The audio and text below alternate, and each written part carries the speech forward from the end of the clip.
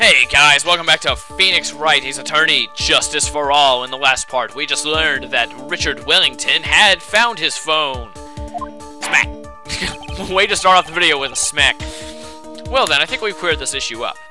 At the time of the murder, the witness did not have his cell phone because he had lost it. Therefore, the delay in his call was caused by his search for a phone booth.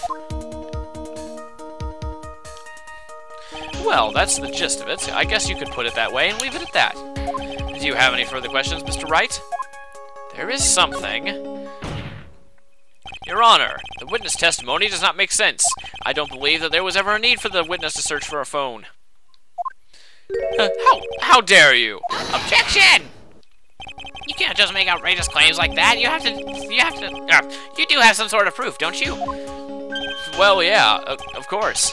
This evidence should be good enough, I think. Alright, let's have this proof then.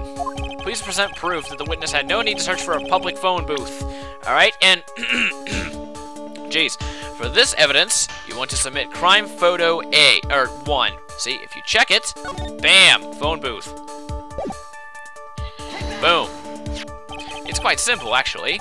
Please take a look at this. The crime scene photo? Is there a problem with it? Oh, there's nothing wrong with the picture. But if you don't understand my logic after looking at it, there's something wrong with you. No! It's a phone booth. That is correct. All the defendant had to do was walk 3 steps. Mr. Wellington, why did you not use the phone that was right in front of you? Ooh. I'm having trouble doing his voice every time. It's hard to do it when he's angry. Whatever. Order. Objection! What is reporting the crime a little late prove for you? Objection! Epic finger point. The witness can't explain what he was doing for those 15 minutes. That is reason enough to throw suspicion on his testimony. Yes, this is very true. What do you have to say for yourself, witness? Then I bet this phone really is his, Nick. He must have killed Dustin to get his phone back. But Maggie said she was going to return it to him. So there was no reason for him to kill for it. And on top of that, we still have the phone she found anyway. But if he wasn't looking for his cell phone, was he looking for something else? Was he? Mr. Wright. Yes, Your Honor. Do you have any thoughts you would like to share with this court? Can you offer an explanation as to what the witness... The witness? Yes, I have an idea. There's only one possible explanation. Alright, let's hear your explanation. However, be forewarned that if your explanation is not persuasive, you will be penalized. Think carefully before you present. Yes, Your Honor. I probably shouldn't have said it was only one possibility. Alright, there's that health bar I was talking about a couple parts ago. If you present the wrong piece of evidence, that amount of health will go down, and then, yeah, once it all goes down, you're dead. Alright. Why didn't the witness call the police right away? The reason he did not call the police right away is this. Mr. Wellington. Well, what? Don't do that. You almost made me have a heart attack. These are your glasses, aren't they? Ah! Where did you find... Ah! I believe the court all heard what you just confessed to. These glasses are in fact yours. I'll tell you where they were found, Mr. Wellington. These glasses were found under the victim's body. Under the victim's body? Smack, smack, smack. Order. Now, wait a second, hold on. I didn't confess or confirm anything.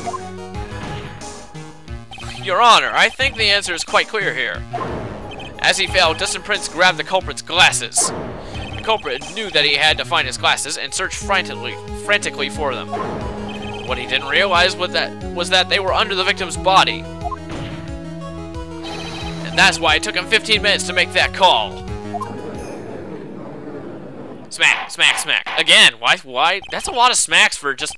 No, whatever. Anyway, but Mr. Wright, are you indicting the witness as the real murderer? Of course! Of course! That's precisely what I am doing. Whatever. I'm not good at that, anyway. Jeez, I'm not good at screams like that. I know I'm right. He is the real murderer. Did you figure it out, Nick? More or less. Turns out this cell phone was the key to this case after all. Anyway, now is our chance to deep six this guy. I'll sink him in one shot. Yeah! That's so exciting, watching you work again. Somehow, my old self is coming back to me. It's time to sink or swim. Everything rests on the edge of a knife. This is the moment I've been waiting for. And I'm sure the viewers have been waiting for too, because quite a few people wanted to see this. Anyway, order, order! Objection! Your Honor, the defense is making a mockery of this court. Without any solid ground to stand on, he accuses the witness of being the murderer. Yeah, that's right. I'm no criminal. This third-rate fraud of a lawyer. Stop calling me third-rate. I'm at least second-rate. In that case, why don't we look at it from a different perspective? Let's hear your explanation as to why you are not the murderer. Why, that's easy. For example, there's, the name of the victim wrote. What about that? Oh, you mean the name Maggie? Yeah, even an idiot like you can read that, right? Well, we already know that this was not written by the victim himself. After all, the defendant's name is Maggie, and the victim was left-handed. So basically, you're saying that in order to make this defendant look guilty, the real criminal used the victim's right hand to write her name on the ground. But, wouldn't that mean that the real criminal was someone the defendant knew? Otherwise, how else would that person know her name was Maggie, or Maggie? That is a good point. The witness didn't even know of Miss Bird before this trial. Ah, I forgot. Was there any way this creep could have known Maggie's name beforehand? There was a way. It would be best if I could prove the witness had a chance to learn. The defendant's name was Maggie. Now, will the defense please present its case? How could the witness have known? Use this cell phone. Boom. Mr. Wellington, you didn't have your cell phone with you on the day of the murder, correct? So what if I didn't? When you realized you had lost it, what did you do? What did I do? Didn't you try to find it by calling it? Why you? How did you? Objection! Your Honor, these questions have nothing to do with... Overruled. Mr. Wright, where are you going with this line of questioning? Do you think there is some relation between this witness' cell phone and the murder? I do, Your Honor. On the day of the murder, Maggie Bird picked up a lost cell phone in the park. And she also received a phone call from the owner of the phone. Yay, flashback time. Beep. Yeah, alright, hello? Yeah, alright, we all remember this. Oh, this is yours? I'm glad we called. Alright, I'll be right over there. I'm sorry, I didn't catch your name. You can call me Maggie. Bum, bum, bum. Whatever. That was written when you learned that her name was Maggie. But you made one fatal mistake. Fatal mistake? My client's name is Maggie, but the name that was written on the ground was Maggie. That sounds really funny. This is a mistake that only could occur if you knew how her name sounded. Eek! Order, order! Objection! But, Your Honor, the witness has no motive. And your point is? It's very simple, Your Honor. A person usually would not kill someone without a reason. Mr. Wellington had no reason to kill anyone. That is absolutely correct. I didn't have a motive. Mr. Wright, Your Honor, can you explain what motive this witness could have had? It's very simple, Your Honor. Are you sure, Nick? If I said I can't offer an explanation, then the trial's over, right? Yeah, but... Now then, please present this court the proof that the witness has a motive. And his motive is... the names list. Come on. There we go. Epic finger point. Mr. Wellington's motive is right here. What is this? A list? These phone numbers were pulled from the memory of the phone the defendant found. We have determined the people on this list are members of a certain group. You looked up all those numbers?